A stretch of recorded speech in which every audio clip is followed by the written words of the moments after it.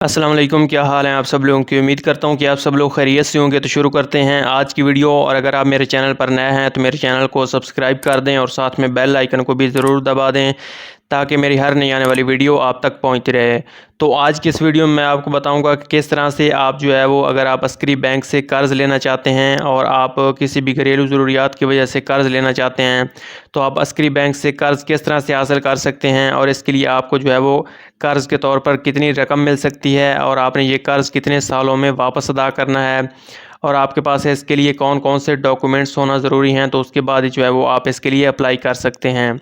और उसके बाद आपको इस कर्ज़ के साथ कितना जो है वो मार्कअप रेट अदा करना होगा, मतलब कि आपको कितना सूद अदा करना होगा जब ये रकम आप वापस अस्करी बैंक को वापस करेंगे। तो आपने वीडियो को स्किप नहीं करना, मुकम्मल देखना है ताकि आपको समझ आ सके। तो आपको मैं इस वीडियो में मुकम्मल डिटेल से बताऊंगा। तो सबसे पहले बात कर लेते हैं कि इसके लिए जो है वो आपको कितने सालों के लिए एक कर्ज़ मिलेगा। इसके लिए जो एलिजिबिलिटी क्राइटेरिया है तो वो आपको 1 से लेकर 4 सालों के लिए ये कर्ज़ जो है वो मिलेगा। तो आपने 1 से लेकर 4 सालों के अंदर अंदर ये कर्ज़ वापस अदा करना है अस्करी बैंक को। और उसके बाद देख लेते हैं कि इसके लिए एज की क्या लिमिट है। तो इसके लिए जो एज की लिमिट है वो जो सैलरीड इंडिविजुअल्स हैं, मतलब कि जो माहाना तनख्वाहदार लोग हैं जो कोई मुलाजमत करते हैं या जॉब करते हैं, उनके लिए जो एज की लिमिट है वो 21 साल से लेकर 62 साल तक है, जो सैलरीड हैं, परमानेंट हैं। और उसके बाद जो सेल्फ़ एम्प्लॉयड बिजनेसमैन हैं या सेल्फ़ एम्प्लॉयड प्रोफेशनल्स हैं तो उनके लिए जो एज की लिमिट है वो कम से कम 23 साल है और ज़्यादा से ज़्यादा जो है वो 65 साल उनकी जो एज होनी चाहिए। तो उसके बाद ही वो इस कर्ज़ के लिए अप्लाई कर सकते हैं।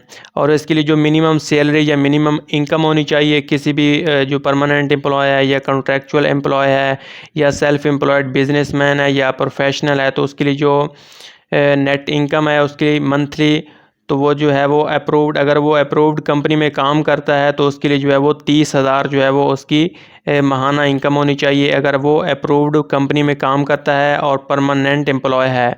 और अगर वो परमानेंट एम्प्लॉय है और जो है वो नॉन अप्रूव्ड कंपनी में काम करता है तो उसके लिए जो है वो 35,000 जो है वो उसकी तनख्वाह होनी चाहिए माहाना। और उसके बाद अगर वो मुलाजमत करता है कॉन्ट्रैक्चुअल बेस पर तो उसके लिए जो अगर वो अप्रूव्ड कंपनी में काम करता है तो उसके लिए उसकी जो माहाना तनख्वाह है वो कम से कम 40,000 रुपये होनी चाहिए। तो फिर ही वो इस कर्ज़ के लिए अप्लाई कर सकता है। और अगर वो नॉन अप्रूव्ड कंपनी में काम करता है तो उसके लिए उसकी 45,000 जो है वो तनख्वाह होनी चाहिए पर मंथ। और उसके बाद देख लेते हैं कि जो सेल्फ़ एम्प्लॉयड बिजनेसमैन हैं या प्रोफेशनल्स हैं उनकी कितनी जो है वो मिनिमम सैलरी होनी चाहिए माहाना। तो उनके लिए जो है वो अगर वो ब्रांच कस्टमर्स हैं, मतलब कि पहले से ब्रांच अस्करी बैंक की किसी भी ब्रांच से वो कर्ज़ हासिल करते हैं या उन्होंने कर्ज़ हासिल किया है किसी भी अस्करी ब्रांच से, उनकी जो मिनिमम सैलरी है वो 55,000 रुपये होनी चाहिए एवरेज बैलेंस के तौर पर। और उसके बाद अगर वो सेल्फ़ एम्प्लॉयड बिजनेसमैन या सेल्फ़ एम्प्लॉयड प्रोफेशनल्स जो नॉन ब्रांच कस्टमर है, मतलब कि उन्होंने किसी भी अस्करी बैंक से पहले इससे कर्ज़ हासिल नहीं किया, तो उनकी जो मिनिमम सैलरी है वो 1,00,000 रुपये तक होनी चाहिए। तो उसके बाद ही वो इस कर्ज़ के लिए अप्लाई कर सकते हैं। कम से कम कितनी रकम मिल सकती है और ज़्यादा से ज़्यादा कितनी रकम आप इस कर्ज़ से हासिल कर सकते हैं। तो इसके लिए आपको कम से कम जो रकम है वो 50,000 रुपये तक आपको कर्ज़ के तौर पर मिल सकती है अस्करी बैंक से। और इसके अलावा अगर आप ज़्यादा लेना चाहते हैं तो आप 40 लाख तक जो है वो कर्ज़ के तौर पर रकम हासिल कर सकते हैं। तो आप इस कर्ज़ को अगर बाद में बढ़ाना चाहते हैं, अगर आप मज़ीद कर्ज़ लेना चाहते हैं तो वो भी आप आफ्टर 6 मंथ के बाद आप ये कर्ज़ बढ़ा भी सकते हैं इसकी। और इसको जो है वो आप मज़ीद कर्ज़ भी हासिल कर सकते हैं आफ्टर 6 मंथ के बाद। और उसके बाद देख लेते हैं कि इसके लिए मार्कअप रेट क्या है। तो इसके लिए जो मार्कअप रेट है तो अगर आप सैलरीड इंडिविजुअल हैं, मतलब कि आप माहाना तनख्वाहदार बंदे हैं, कोई मुलाजमत करते हैं, कोई जॉब करते हैं, तो उसके लिए अगर आप ब्रांच कस्टमर हैं, मतलब कि आप अस्करी बैंक से पहले कर्ज़ हासिल करते हैं, तो उसके लिए जो है वो आपको मार्कअप रेट जो लगेगा वो 31% फिक्स्ड मार्कअप रेट है। और उसके बाद और अगर आप अस्करी बैंक से इससे पहले कर्ज़ हासिल नहीं कर चुके तो उसके लिए जो है वो आपको मार्कअप रेट जो लगेगा वो 33% होगा, फिक्स्ड होगा।